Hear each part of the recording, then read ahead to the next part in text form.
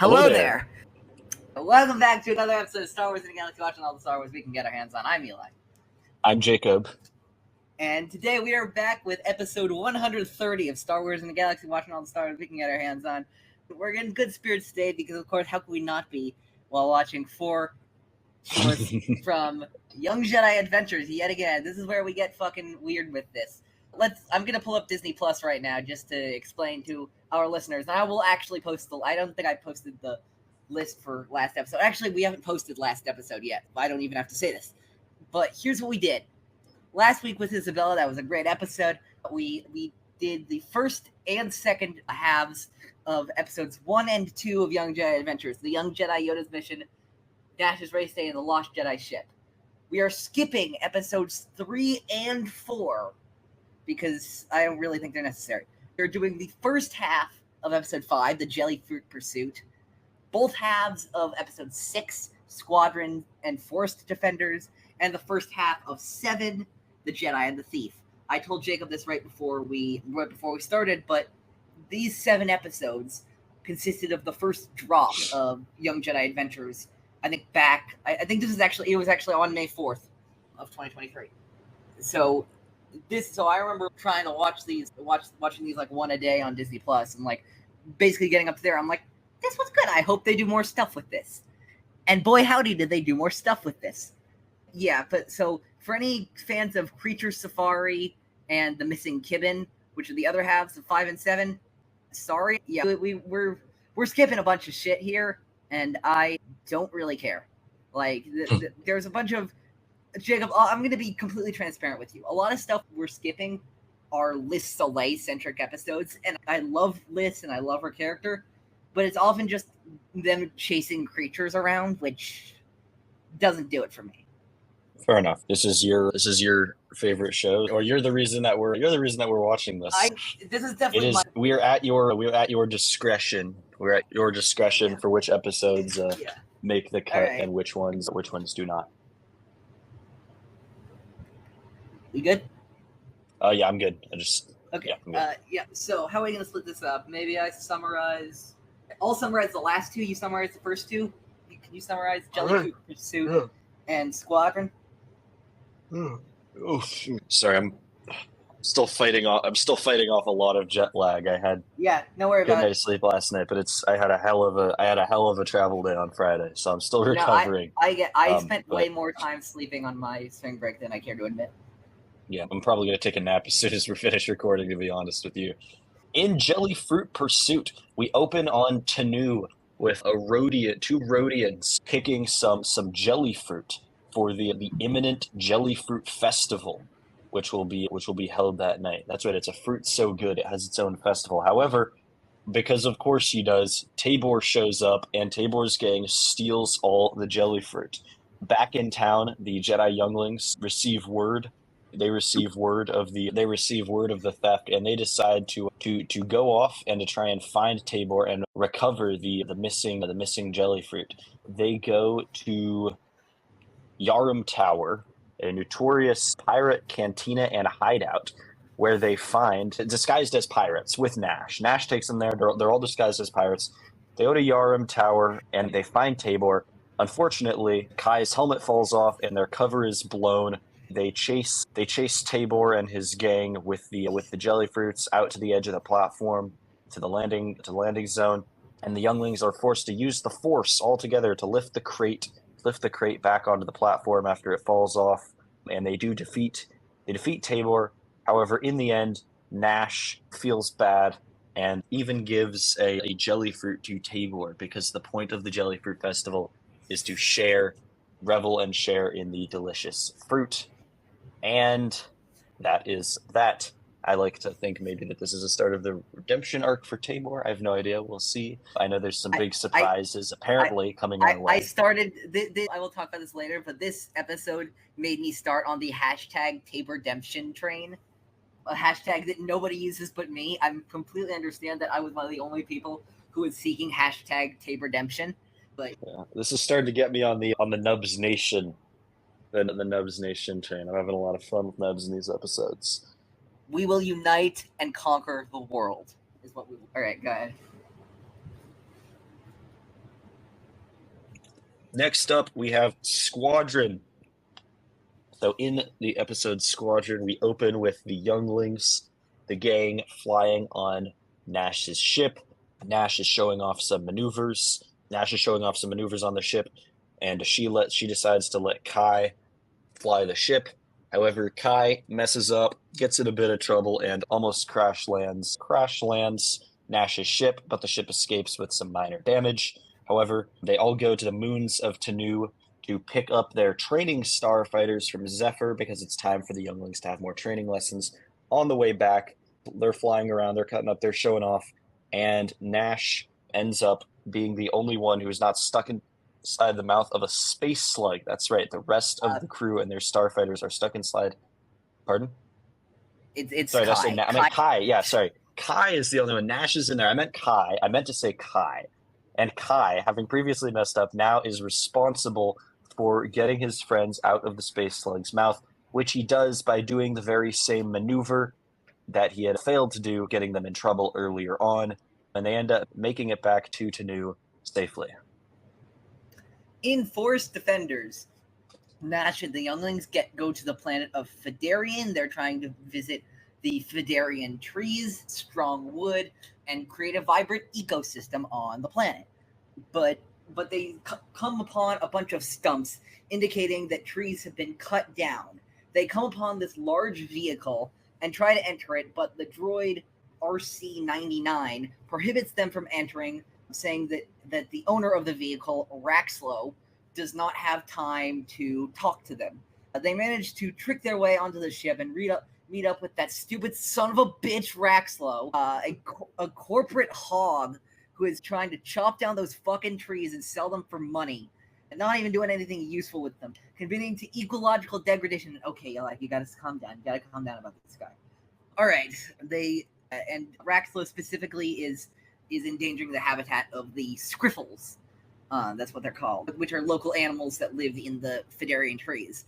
They eventually hatch this plan where Nubs pushes down a huge boulder as a distraction, and then the rest of the crew ties Raxlo's harvester up with string and forces Raxlo to vacate the planet because they foiled his plan to commit ecological destruction.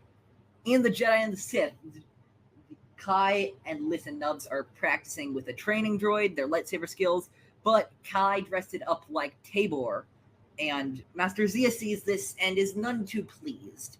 Kai and Zia go on a mission to an unnamed desert planet where Zia had previously been as a youngling, when she had been far more reckless and impatient, chasing after pirates. They get to a dealer that Zia knows called Faraz, where they're trying to retrieve supplies, but they find that their ship has been stolen. They manage to get aboard the ship, and they find out that the ship has been stolen by an old friend of Zia's named Ace Callisto. In trying to apprehend Callisto, Kai accidentally crashes their ship down into a cave, and they're then confronted by two. What the fuck are they called? They're then confronted by two. Fuck. They're then confronted by two Stalats, which are creatures that live in the cave. Kai then has to trust Ace to distract the Stalats, as Master Zia had her ankle twisted in the crash, while Kai goes and sends out a message for help. After seeing valiance and loyalty to her friends, even after stealing their ship, Kai begins to reconsider the possibility that Tabor might actually have the option to make better choices in the future, and he starts believing in the Jedi philosophy of the idea that our choices really define who we are and who we want to be. All right. We got 4 fantastic episodes here. I don't know what to call them. They're half episodes, but whatever. We got 4 great ones here. This, I feel like, is where Young Jedi Adventures really starts to pick up. We got 4 major, I'm going to call these like 4 major indicators of what we're going to see in this show. Like, the first and last Jellyfruit Pursuit and Jedi and the Thief are, in my opinion, big thematic indicators of where we're going. And the two in the middle, Squadron and Forest Defenders, are big, like, tone and plot indicators of where we're going. Okay, makes sense. And I'll explain both of those later. But yeah, both of them act as really great. All four of them are really great stories, and I think are all very well told. But let's go to the Jellyfruit Pursuit, where the first thing we gotta talk about is Tabor being oh so tough and oh so vile and stealing Shek's notes. Fruit. No, we've seen this before. I'd just like to say, shameless rebels plug, but we've seen this before. Yeah, but Ezra and those fuckers were stealing for like supplies for their burgeoning rebellion movement. Tabor was stealing fruit to be mean and intimidating. I'm not saying they were doing the same thing. I'm just saying I call them like I see them, man. When I see a little rebels tributary, I got to give it some love. I think Absolutely. I like it. Tabor, he's got his head in the right place. I like where his head is at. If you're gonna steal something, be like Ezra and steal some fruit. Wildly different situation. I can't take Tabor seriously. Something about his voice, I don't know what it is. Every time he talks, I'm just like, not this guy again, man. He's a kid. I don't know how old. I don't really know how old these kids are supposed to be. I assume he's youngling aged, like the younglings, since they're I think he's a little always bit at older, odds. But yeah, no. For those of you listening, he should be in school, man. He should not be doing whatever he's doing.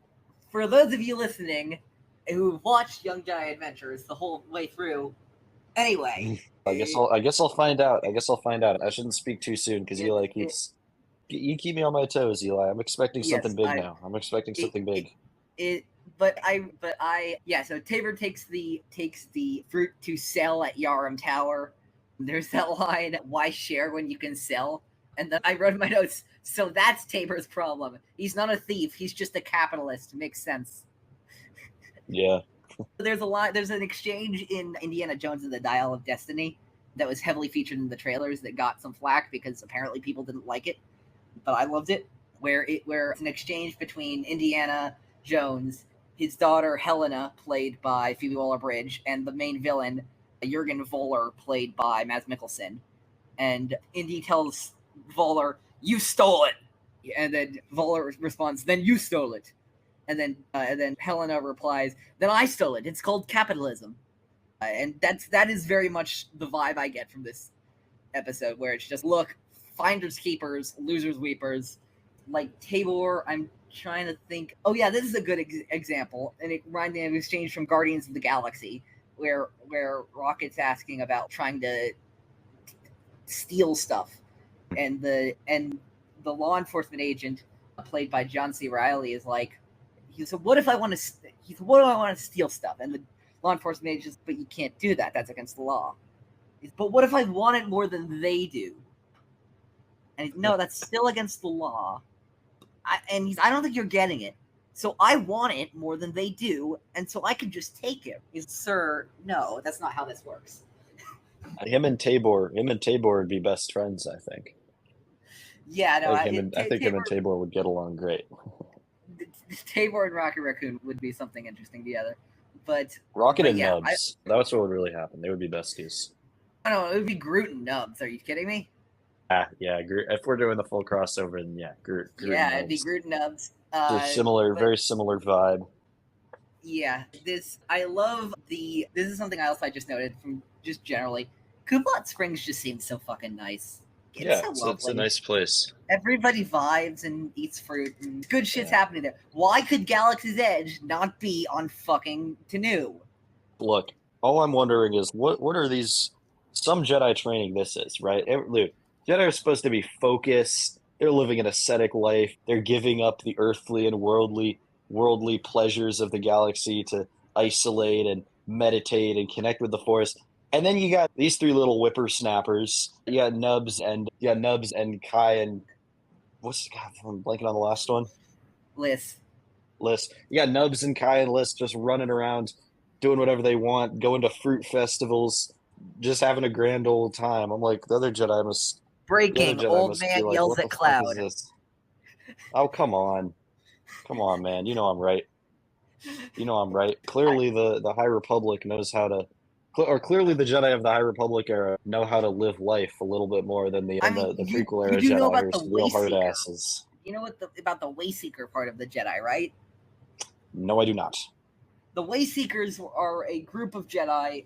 Somebody could become a Wayseeker. I don't exactly remember how this works, but yeah, it was. But here's what this says. What this says on Wikipedia. Wayseeker was a title of the Jedi Order that signified a Jedi who wished to operate independently of the Jedi High Council and its dictates. Basically, they could follow the call of the Force to do whatever the fuck they wanted to do, as long as they could justify it by saying it's the call of the Force. So there was one Jedi who became a minor singing sensation on Alderaan because that's what the Force told her to do. I love it. Oh my! That is a I love feature, it. not a bug of this era. I see. Okay, I see. And there were many prominent Jedi who were Wayseekers who just did what they wanted. I understand. Interesting. It's not all of the Jedi, but there were a sect of them who were Wayseekers. Yeah, so Yeah. The High Republic is not the Jedi. In a It's lot not of the Jedi we know of the old or of the old Republic or the new old Republic. Yeah, not of the Galactic Republic, the prequel era. Yeah, and that's actually another thing that's great. Of course, one of the things is we don't have to see them under an order that we know will fail in a few years, more like a few hundred years now. Yeah. And we don't have to do I can't wait till the Order 66 scene. Dumbass fucking complaints. I saw some people talking about that. I saw some people talking about saying, what's wrong with Order 66? The idea is I can't wait till we get to Order 66 so these kids can be murdered by Anakin. Is that... oh, never mind. I'm not... I won't bother. By the way, I fucking love the fact that that anytime they're like, okay, where could Tabor have gone to? I think it might have been Yavin Tower. Okay, goes there. He's there. Yeah. Dude is incredibly consistent, which kid show, but still, it's funny to me. I guess there must not be many. There must not be many seedy pirate hangouts on Tanu. Well, it's not on Tanu. Who knows? It's not on Tanu. It's not? No, it's on a separate planet in the sector. Oh, okay. It's on the planet. There must not be many. Yeah. Well, there must not be many seedy pirate hangouts in the sector in that case. Yeah. No, absolutely. I think that is the good explanation for that. I definitely agree with you there. But before we move on too far, okay, can we appreciate the fact that we got a whole ass song, a jingle, a Jellyfruit jingle? Are you kidding me, bro? This show is amazing. There's just this song that everyone knows, this Jellyfruit song. I can't even remember how it goes now. Give me a second. Fuck. I am trying to, because I know. I was dying. I was like, what? I was like, this is so surreal. And yet they couldn't do a theme song. They really should have done a theme song if they juicy they and jiggly, soft and sweet, crazy, colorful, and fun to eat. I rest my case, bro. I don't even have to say anything else. This show is goated, bro. I was dying. I was dying. I'm truly interested to see what you get from this, because I was like, oh, that's interesting. Like, I didn't really care about it was fun, but I was like, yeah, that was cool, and just moved on. The reason that I was dying, dog. They were like trying to make it a thing. They kept repeating the song too. It was like a coda.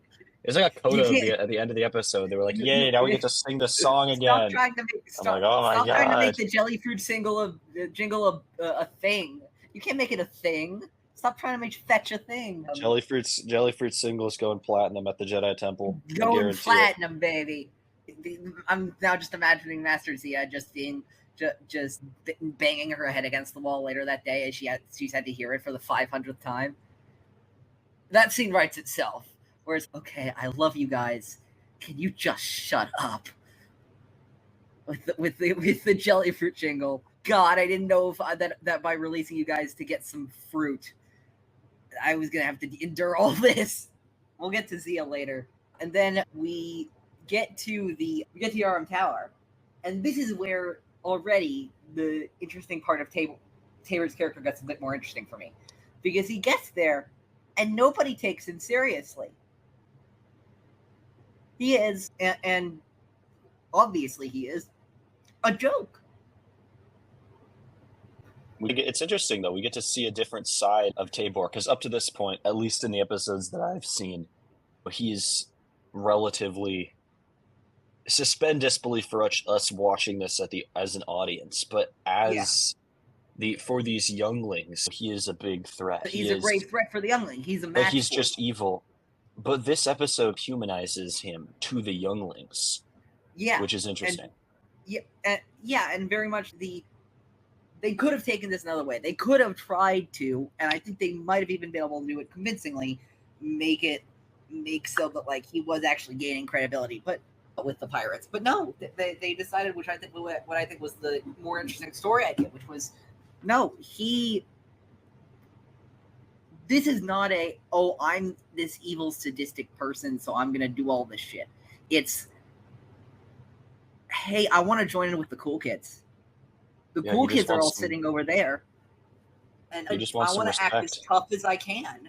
I want to act as tough as I can, so the cool kids will like me. And we'll get into later in the season exactly where that sentiment comes from. But I think it's a great little twist in the episode. But then we get they have this big chase with the crate of Jellyfruit, and then it falls off, like you see it fall off the freaking platform, and then you get that richly deserved, in my opinion, Force theme there. Dun, dun, dun, dun, dun, dun. Dude, like, I'm telling you, man, I had goosebumps. Good shit. I had goosebumps during that. I had goosebumps during that moment, man. I was just sitting here watching this show. I was like, yeah, whatever. It's just Young Jedi Adventures. All of a sudden, I was like, oh my god. Oh, they're going there. Like, I'm getting shades of like Spark of the Rebellion. Like, this is with this swelling music. This is crazy right now. Yeah. And then it went back to just being silly and goofy and whatever. But that was a moment for sure. I disagree with you that it goes back there, because the reason I put this episode is good without the last like few minutes. But the reason I put this up there is the thing that happens directly after they lift the crate up. Because, they could have so easily been like, okay, we got the jelly fruit. Bye, bitches. We'll see ya. Yeah. They did not have to give Nash the beat of, okay, I'm going to give Tabor one of these. And I remember when I watched this for the first time and Nash gave Tabor, I'm like, oh no, it's gonna be one of those kind of shows. Like, this is like, I wrote the quote down here. I forgot that this festival isn't about sharing with friends; it's about sharing with everyone, even pirates. And that is so freaking Star Wars right there. That is it is that compassion as that defeating force. And not to make too grand of a comparison, I'm not saying that this is as great of a moment as these two things, because it's not, but it has the same sentiment to me as I will not fight you, Father, or I did want to take your hand, Ben's hand from Rise. Everybody deserves a second chance. I think it's like, again, it's the beginning of me having some hope for that kid, that he could do better, that he could be better. You're absolutely right, and it ties in very nicely to, gosh, which one is it? It ties very nicely into the Jedi and the Thief with that, which we will get to, the lesson of that one. Of we don't just look at people as embodiments of their worst moments. So I agree. I thought that definitely made the episode a lot better and a lot more significant. That's what pushed this episode to being like that. I don't think I would have included this specific story if not for that. That is the reason I included Jellyfruit Pursuit. Just generally speaking, is just because of that last 2 minutes that completely enriches the whole thing. Do you have anything else for this, or you want to go to Squadron? Let's go to Squadron. Let's go to Kai saving the day. Very much Squadron for me is the complete opposite of this short. And I don't mean that in a bad way. Because I remember when I watched this at first, I remember this being one of my favorite stories. Because this is not, for me, a thematic story, and it obviously has its themes in it and all that kind of stuff. Kai and Nubs and Liz learned some stuff. But for me, this is okay, let's introduce some of Star Wars to kids who've never seen Star Wars. And so when they because you realize what's going to happen now. And I'm not saying this is a bad thing. In large contrast, I think this is actually a good thing, where we have they go through the asteroid belt. They see the space slug. They see the Exegorth, which I'm a huge fan of. I love those things. And then when these kids grow up a few years and they finally are ready, their parents determine they're ready to see Star Wars, and of course then The Empire Strikes Back, they'll be like, oh, that's the creature from Young Jedi Adventures. I feel like I would be aged a million years if I was watching The Empire Strikes Back with someone and they said, "Oh my God, I've seen the space slug before in Young Jedi Adventures." I don't think my mental health could handle that. I'm not gonna lie. I'm telling you that in 7-8 years, I think that is going to happen. It probably will. No, you're absolutely right. And I think that but I think it's so interesting just because like that's what I love about Squadron so much specifically. It's that, me, Jacob, I am not a big pilot guy. I'm not a big starfighter guy. That's actually usually been more your domain. Yeah, definitely. The association of them getting their own fighters, them getting their own ships, is associated with this freedom and adventure, and just like the idea, if this is somebody's introduction to the Star Wars galaxy, which I think in many ways it probably will be. For many people, it probably will be. This is the story to me that opens Star Wars up as this galaxy trotting adventure, which is what it started as at the end of the day, and what it still maintains, even no matter what show, book, comic, movie you point to. Star Wars will always be this vast operatic space fantasy story that is like one of our great fairy tales of the 20th and 21st century. And I love that this gets to introduce it to them that way. If I may wax poetic about that, yeah. Fair enough. It's hard to argue with that.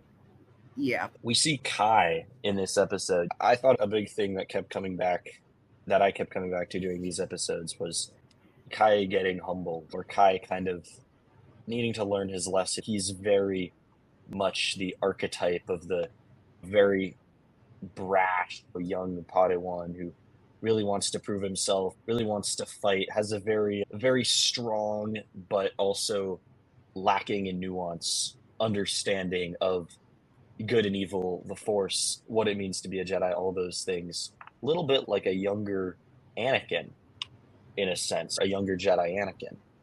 It reminds me of him a little bit. Yeah, I think obviously that's what this episode is about, with him flying the Bright Star. No, he is the Crimson Firehawk. Wow, that's the most stereotypically Star Wars ship name I've ever heard. I literally always joke about how all the good guy ships, all the hero ships are called like the Brilliant Starhawk or Freedom's Radiance, and all the bad guys ships are called the Shadow The Annihilator. Yeah, the Annihilator, yeah. And that is literally the Crimson The Malevolence, Firehawk. the Supremacy, the Death Star. But, yeah. I think every ship is just, ooh, mean bad guy, ooh. Every good guy ship is like the awesome, badass, sparkly, pony, unicorn, flaming wizard, dragon, karate monster. There are no in between.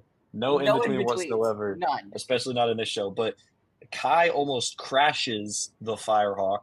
This is not the first time, or this is not the last time in this episode of the show that we're going to be talking about Kai causing a crash. But yeah, I think this episode is really about Kai learning to both have a little bit more grace in the face of areas where he is not the expert, maybe, but then also learning that it's okay to go out on a limb and make mistakes, because Kai is clearly someone who cares a lot about being the best at everything that he does. That's his personality. That will carry on. There's a short that we'll get to, I believe, in a few weeks, called Clash, that I think really hammers that home, and it's great. That Clash is a great one. Let's see when we're getting to that. We're getting to Clash. Oh, it's a while. It'll be probably around a month from now. We'll get to Clash. It's a really damn good episode. Introduces one of my favorite new characters from the show. But yeah, no, I think that Kai is learning to put a lot of his arrogance aside. I don't know if you know this specifically, but those ships, the Vectors that they got in this episode, The Starfighters? Yeah, they're called Vectors. They look a little V-22 Torrent-esque to me. Those are... The V-22 Torrents are early Republic. Yeah, I know. Early Republic ship. Yeah, that makes sense. I'm aware. Because Jedi Vectors... Yeah. I know, I was just confirming with you. Yeah. The Jedi Vectors are almost certainly the predecessors. Jedi Vectors they were first introduced in Light of the Jedi. They're a prominent ship from the High Republic. They're specifically designed to be used by Jedi. They are Jedi ships. And yeah, like they're one of the biggest markers besides those orange and gold robes and all that kind of stuff. They're one of the biggest markers of the High Republic. So like people were freaking out. Like I remember people on High Republic Twitter were like freaking out when they saw the Vector on screen for the first time here.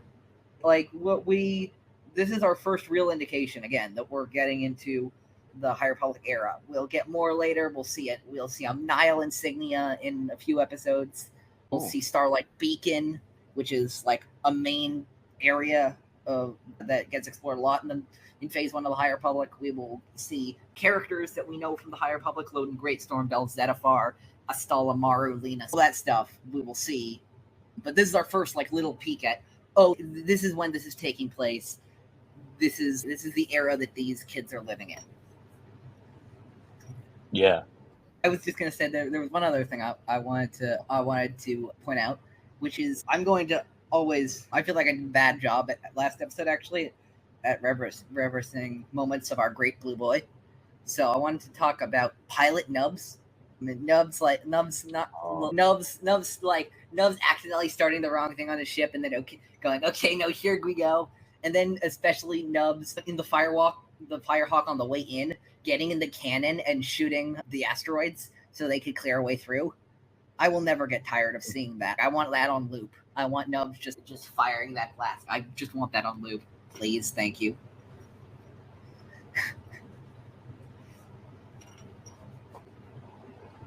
What else? Yeah, what else for this episode? I don't know. What else do you have? What else do you have for this episode? Not a ton.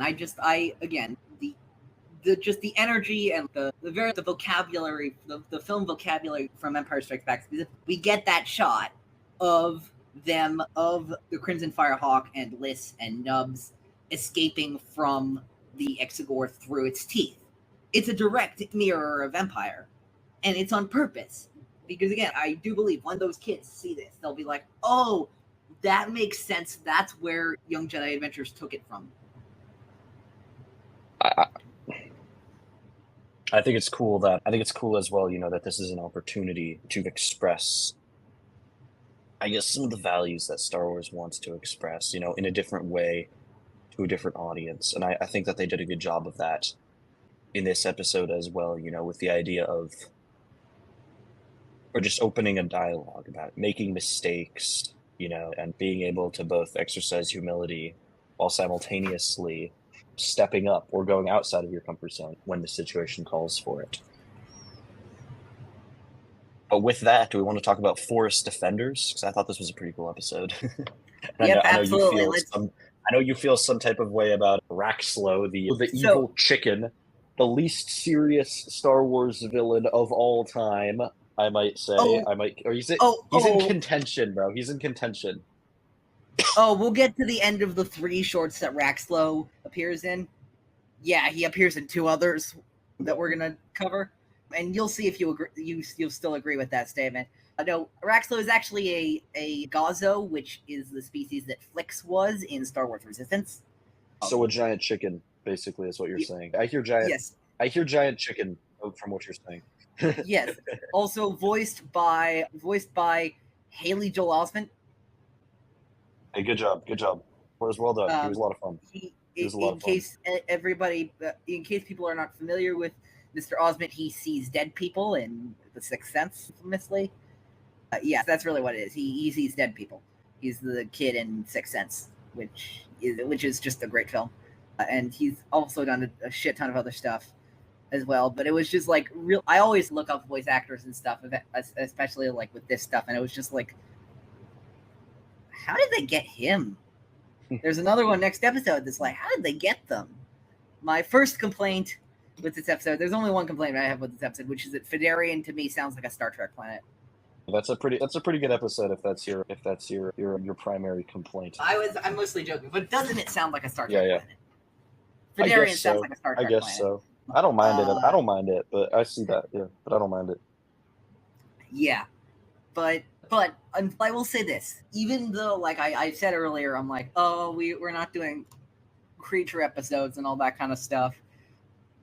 That wasn't exactly true. We're doing a creature episode here because it's mostly about those scriffles, which sounds like you're trying to curse, but are not exactly able to.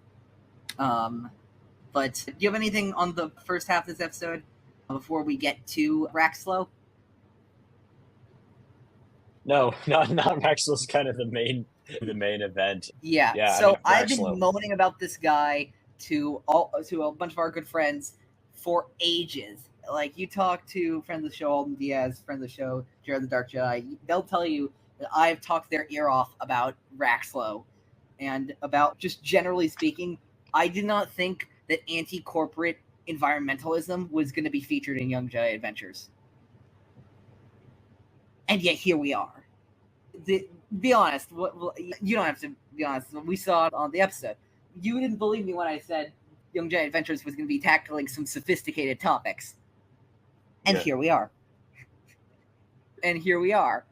If you had asked me, as I read my notes, if you had asked me what the 20 most likely themes in the show would be, the environment is vital for all living beings, and decreasing regulations so that corporations can come in and plunder important ecological site for capital is bad, actually would not have been there. It just wouldn't have been there. Because nobody expects that from a show for 5-year-olds. Leave it to Star Wars, though. Leave it to Star Wars to do that. Legitimately, I remember when I started thinking about this episode and other episodes, there's a specific other episode called The Thieves of Tharnaka that we'll get to later, where I'm like, damn, this is surprisingly complex and sophisticated for a kid's show. But they explain it really well. He's cutting down trees, and the trees are somebody's home, and you don't do that. Yeah, I think it's a very good introduction to it's the latest in a long and illustrious tradition of children's TV programming, trying to introduce kids to the concept of environmentalism, and I appreciate that. Yeah. I really do. Yeah. I especially like that they just hit the nail on the head with, I'm going to quote verbatim here what Raxlo says. He says, and I quote, "You may not know that the trees are extremely valuable. That's why I am going to cut them all down and sell them for lots and lots of money." Thank you, Raxlo. Yes. Thank you. We didn't realize. By the way, Jacob, I'm dumb as fucking hell. I'm so dumb right now. Jacob, reverse the two syllables as his name. Lorax. Yeah. I didn't even think about that. Wow. Very subtle. Right. Very subtle. That didn't even occur to me. Wow. No, Young Jedi Adventures will continue being subtle because they're not being extremely unsubtle, because there is a character in a future episode named Ozon Nimby.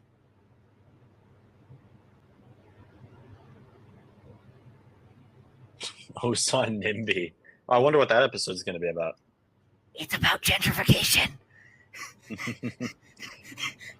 Wow, that's gonna be interesting. It's fucking crazy the things they get away with in this show.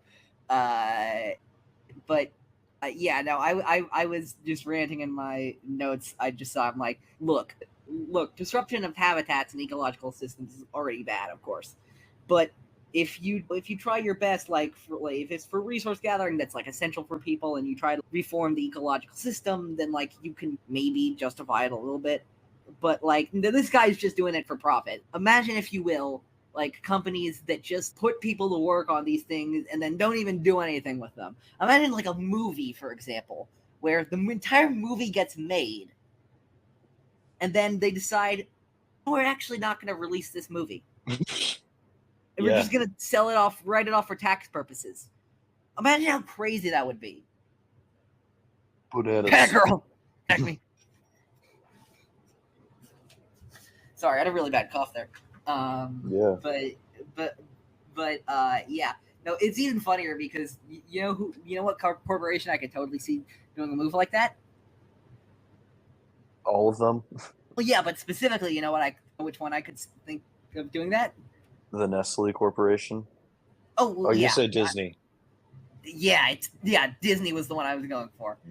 How ironic that this show is on Disney Plus. Yeah. Funny how these things have a way of happening. Yeah. Yeah. Funny. I mean, Last Week Tonight is on David Zaslav's HBO Max. No one knows anymore. One last thing I will say about this episode is, why the fuck does Raxlo and RC-99 use ta as a phrase? Like, they're not British. They just use I don't know. It was like really weird. And earlier in the last or in the first episode in Jellyfruit, Tabor said "a" at the end of a sentence a bunch. These fruits are pretty good, eh? So I was like, what? Yeah, no. There's some interesting dialogue choices with this, absolutely. But yeah, no, the Jedi do some disruption. They do some. You could call it eco-terrorism if you wanted to. You could call it whatever you want to. They put this guy out of business on this planet, which is so horrible. And what about his for-profits? And oh no, I'm so sad. Anyway, yeah, Raxlo, following in the tradition of Newt Gunray and Halle Bertoni as the incredibly subtly named political characters that they are. And I think that's all I have for this episode. Only I will just say one thing. Jacob, do you know I just found out something? What's that? You're gonna think I'm crazy for this one, okay? I think Star Wars might be political. Nah, no way. No way, Jose. Impossible. I know, it's crazy. I think Star Wars might be political. I think it might have had anti-fascist messages this entire time. Impossible. It is so fantastic to me that even for 5 and 6 year olds they're doing these political messages. It's great. And then finally we have the Jedi and the Thief. Where do you want to start with this episode? Gosh, so Kay, Master Zia, and Kai off on their own mission to get some air conditioning parts. I assume that's what it is. Yeah, something like for the temple. I think that's what they said. I don't know. Where do you want to start? What do you do with this one? I was gonna say the thing about that was my other clue about going back to Jellyfruit for a second. That was my other clue about Tig Redemption. These two were my first clue of Tig Redemption, which was, if they're directly making the statement that, hey, maybe don't actively fight Tabor, which is a great message, but it's not a message they had to put in there. Maybe don't take all your anger out on this guy because he's a person. I'm like, oh. So maybe they are going to do some stuff with this guy. And we'll see what exactly they do, but I can tell you it is some stuff. But yeah, no, but it's a great thing to know, because look, it's obvious what they did. You could see their thought processes perfectly. I can totally understand how they got there. Let's dress this droid up as Tabor so that we can fight him. And Kai's reasons for fighting him are not bad, but it's the choice of, I am going to fight. I'm going to use violence. I am going to be confrontational. When Jedi, as we know, use violence as a last resort.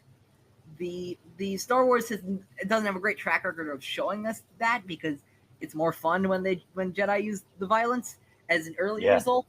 But that's always the idea of the Jedi, and of course it's the way the Jedi lost their way during the Clone Wars, which is that they use violence too readily. But if you go to Tales of the Jedi, you go to fucking, what do you call it? Justice. If you go to Justice from Tales of Jedi, Dooku does the move that Dave Filoni's talked about, George Lucas telling him about the Jedi have done for so long. But you see, puts his lightsaber down on the table. Let's talk. I can use this if I really want to, but I don't want to. I seriously do not want to use this. I would rather negotiate in good faith. Yeah. Yeah. And that's what Kai learns this episode, is that among other stuff, but is that violence is the last resort of a Jedi. And and aggressive negotiations, as Padme and Anakin would call it, are only a good option once all other diplomatic forms of negotiation are breached. And Padme knows that, and the good guys of Star Wars know that.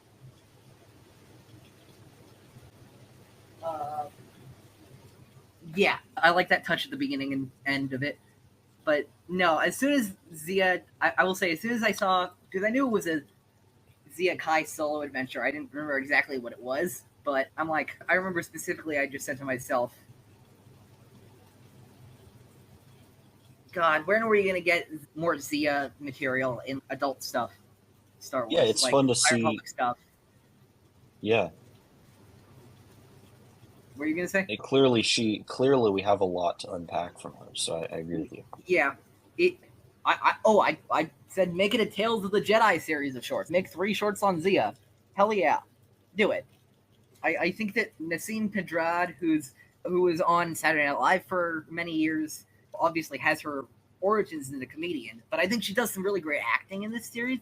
She's just cool. The Kai and Listen Nubs obviously look up to her, and for a reason. She reminds me a lot of the best Jedi that we've seen in Star Wars. Your Avar Chris's, your Obi-Wan Kenobi's, your Qui-Gon Jinn's.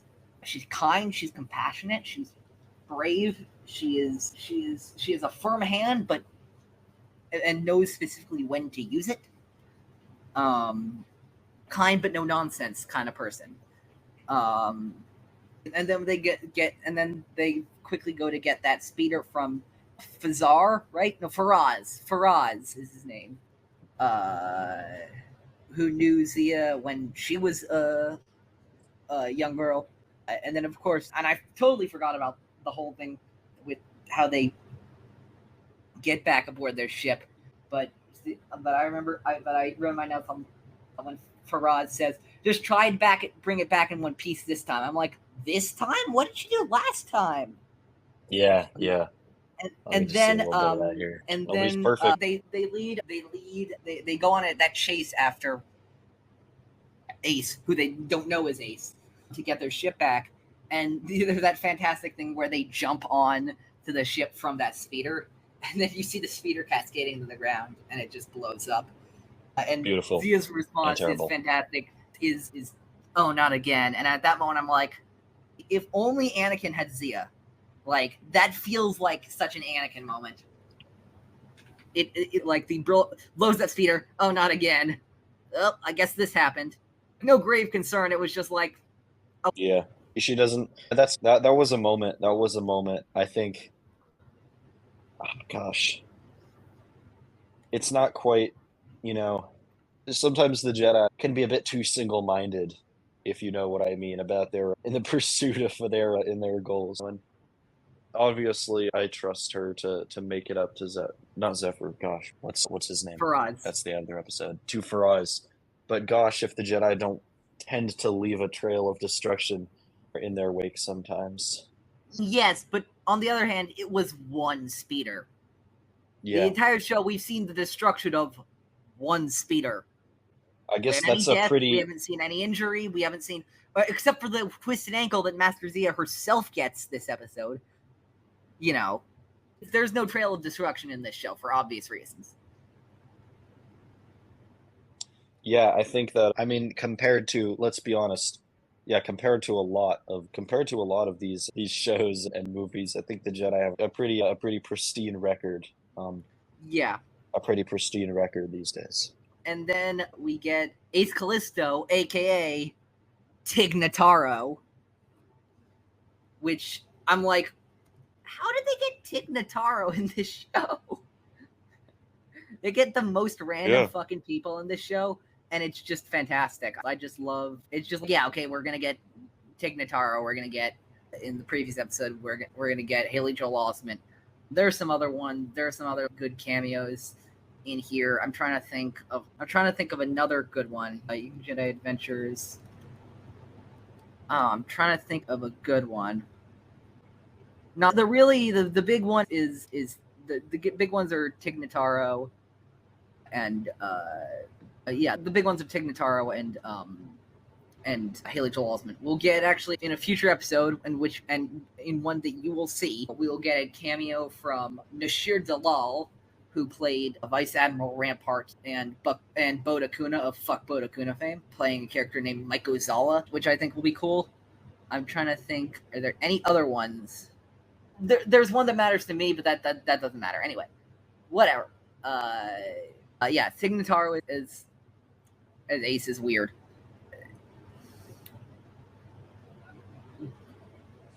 But yeah, they go on this adventure. They chase around those Stalats, I think they're called, right? The Stalats, right?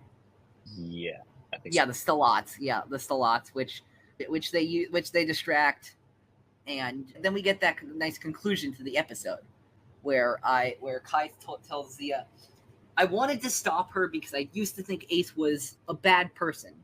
Actually, sorry. When Zia tells Kai, I wanted to stop her because I used to think Ace was a bad person. But isn't she? Kai, even if someone has done bad things before, they could still choose to do good.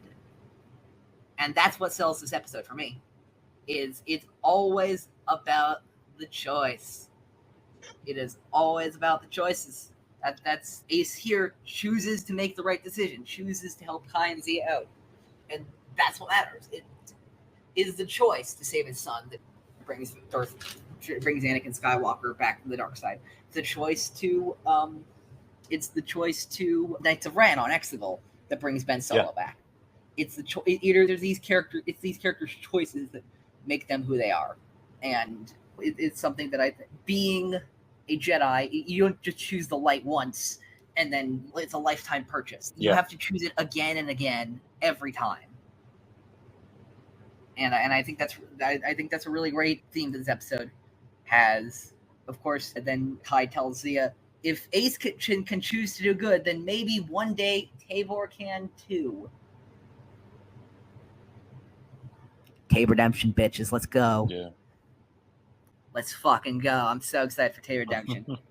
And then, of course, we have that great visual cue at the end of the story where they continue fighting against that droid, and then we zoom down to see the Tabor helmet that they made lying on the ground, not being struck against. What are your overall thoughts on these 4 episodes? Overall, I think that these were some really interesting episodes. I definitely think that we have to keep in mind when we're evaluating these, the medium, the purpose of the show, the context within which it sits. But with all that being said, I was quite pleased. I thought I really like Jellyfruit Pursuit. I thought that one was a kick. I wasn't a huge fan, or I didn't like Squadron as much. Forest Defenders, obviously, I thought the first half of the episode was pretty slow. Only once Raxlo comes in does we really get something interesting going. But that one was really good as well. And then Jedi and the Thief as well. I don't know. Something about it, I didn't love it quite as much. But overall, I thought these did a really good job of being. They were light. They were fun. They were entertaining. They had some laughs. I had a lot of laughs watching this. But they all had a little something extra. They all had a little bit of an undercurrent of a message or a question that they wanted the viewers to come away with, which I appreciated for a show like this, which isn't necessarily as ambitious as some of the other shows in the Disney Star Wars stable right now. Absolutely. I enjoyed all 4 of these as well. Obviously, I put all these in. I think, for me, the Jedi and the Thief was, I think the weakest of the 4, but not by much. But we have to put it in there because it sets up some stuff, mostly Tabor Redemption stuff, and also, spoiler, Ace Callisto will be back. Next episode, we'll see Ace Callisto again, actually. But obviously I put Jellyfruit Pursuit in because of that last few minutes. I put Squadrons in for reasons I explained. Forest Defenders, I just want as many opportunity to say fuck Raxlo as possible, and Jedi and the Thief because it sets up some great stuff. But I think these are 4 great stories, and I think they set up some great stuff for the future of this show. I think that's going to be it for this episode of Star Wars in the Galaxy. Next week, we are going to be continuing on our train we're going into the second drop of the Young Jedi Adventures episodes. We are going to be skipping episode 8 entirely. We are going to be watching episode 9, The Princess and the Jedi, and Kai's Bad Day. And we're going to be skipping episodes 10 and 11 completely. But also for next week, we are going to be watching episode 12, Off the Rails and the Thieves of Tharnaka. Stuff we have to look forward to next week. Kai goes to a certain desert planet that I won't name, but y'all know. We get our direct comparison to last week tonight with an evil Gungan, and Tabor does some more fucked up stuff. That's the preview of next week. Kai goes to that planet. Tabor does some more fucked up stuff, and then we get a last week tonight episode analog with an evil Gungan named Tuba Jinx. Fucking wild shit. But in the meantime, that's gonna be it. In the meantime, you can follow us on Twitter and Instagram and all of our socials at In a Galaxy Pod. You can listen to us on Apple Podcasts, Google Podcasts, Spotify, wherever you listen to podcasts. We'll be there if we're not. You can email us at swinagalaxy.com, at swinagalaxy@gmail.com, along with any questions or trivia or anything you want to send to us that we can talk about on the show. You can find me personally. My link tree is linktr.ee/_ochifan327. And I think that's it. All I gotta say is, may the Force be with you. Always.